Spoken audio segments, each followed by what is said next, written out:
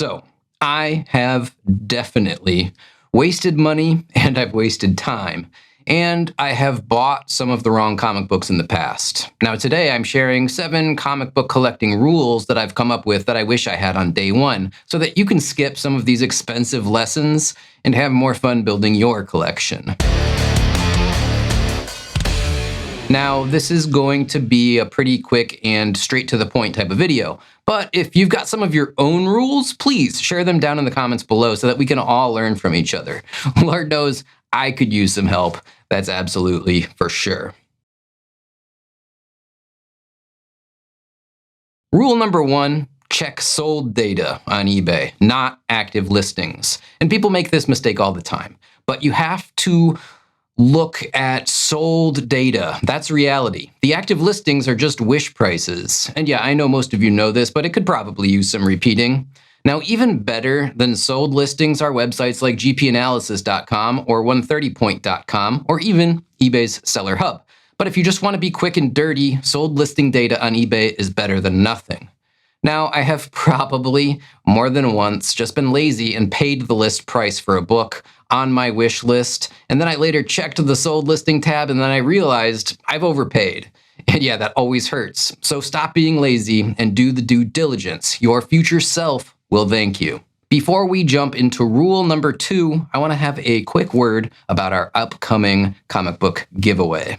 One of you will win this collection of Wolverine comics when the channel hits 10,000 subscribers. This is the 1982's Wolverine miniseries issues 1 through 4 from the legendary team of Frank Miller and Chris Claremont. So let's keep it real simple. If you want to win these books, do 2 things. First, be sure to subscribe to the channel because only subscribers are eligible for this giveaway. Second, when we hit 10,000 subscribers, I will post the giveaway announcement video.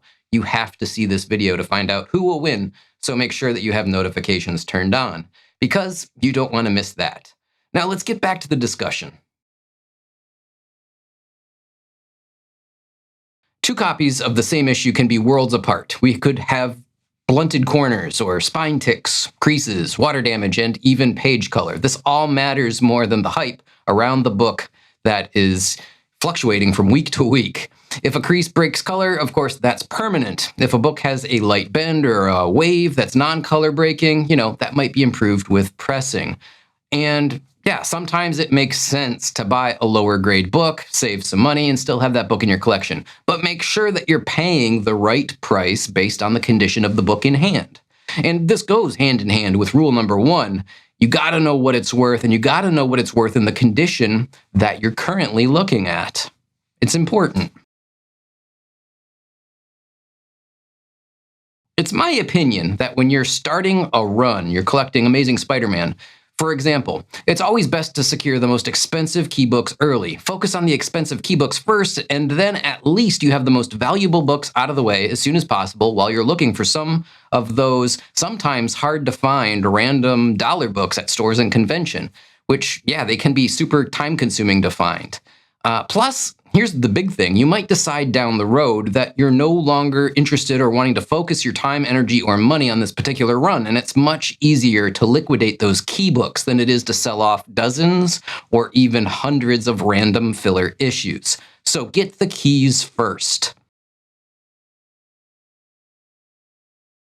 Now, this isn't always the case, but don't overlook second print books. They do often get ignored, and sometimes they have lower print runs, and many of them have unique cover variants or tweaks to the covers that end up being pretty collectible in their own right. Case in point, Batman number 608 second print, one of my favorite books of all time. Jim Lee cover, it's amazing. It's a much more valuable and rare book than the first print copy. It's just got a better cover image, and it's probably a lower print run as well, so it's more scarce. So yeah, it's not always advantageous to get the later printings, but don't overlook them every single time. There are a bunch of gems out there as well. Newsstand copies. That does not automatically mean it's rare. The label alone isn't your golden ticket. Early 80s newsstands are often scarce. True, late 90s and 2000 newsstands can be tougher to find in many titles as well, but early 90s newsstands are not automatically special. Context matters by the era and the title. Now, personally, I never focus on or pay a premium for newsstand copies of books. I just don't really care about the barcode on the cover. I'd rather save money, and I prefer the look of direct edition comics better, generally.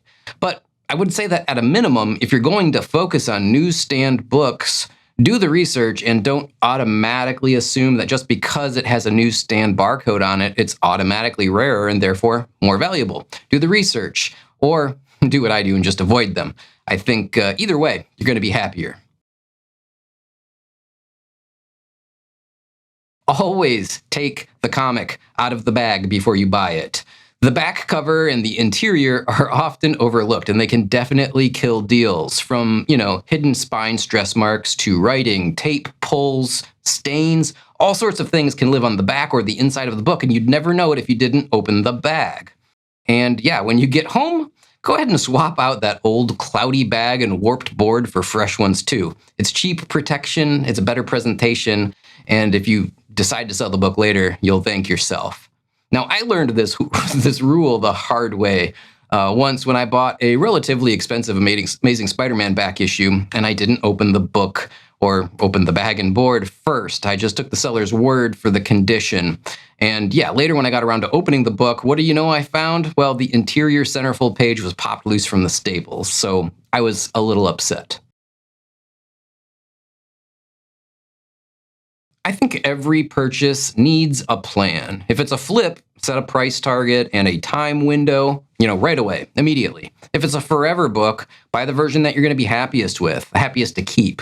Whether that means a nicer grade or a newsstand copy that you love or a slab, whatever it is, get the book that you want forever. Now, in my case, I personally never buy books with the intent on selling them or flipping them because I'm just terrible at it. I always lose money when I sell comics. I don't know what it is, but I can never, ever turn a profit. But I know a lot of you guys are really good at it. So, I don't know, maybe share down in the comments below, what are your tricks of the trade for making successful flips? I think that my big error has always ultimately been that I don't have a plan, so I've always either overpaid for the books or undersold them or missed the window of opportunity. Whatever it was, I always messed it up. Now I'm going to go ahead and recap my 7 rules really quickly.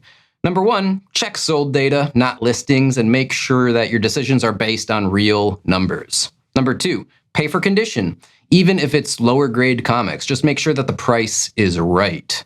Number 3, get the key books first to anchor your run before, prices and availability change. Number 4, don't sleep on second and later prints when, the art or the print run might be special. Number 5, understand that the newsstand nuance and only pay premiums when scarcity and condition truly justify it. Number 6, always open the bag and board and always inspect the book because there could be hidden flaws that crush the value. And number 7, decide whether a book is a flip or a forever copy and act accordingly. Don't take a loss on a flip just because you didn't have a plan. Now, if you take anything away from this video, take the habit of checking sold comps and the habit of opening and expecting books seriously. Those 2 things alone will save you a lot of money and a lot of aggravation, and it will help you build a collection that you actually love. Those are the 2 most important rules for me.